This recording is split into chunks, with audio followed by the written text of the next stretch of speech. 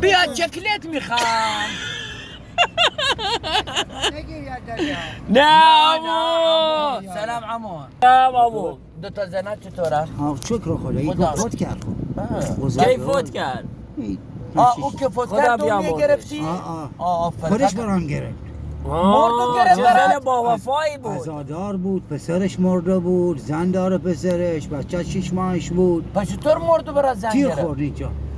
والا دیگه ندارم، من یه دونه پسر بیشتر نداشتم. توی جنگ و منگو؟ آره نه همینجا.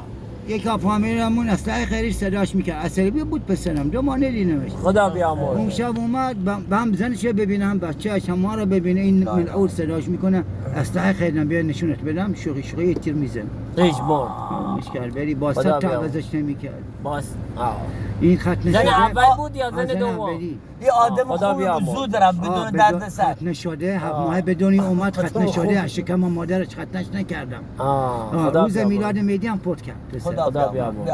بذار باشه. کوچولو بده عزیزم. 10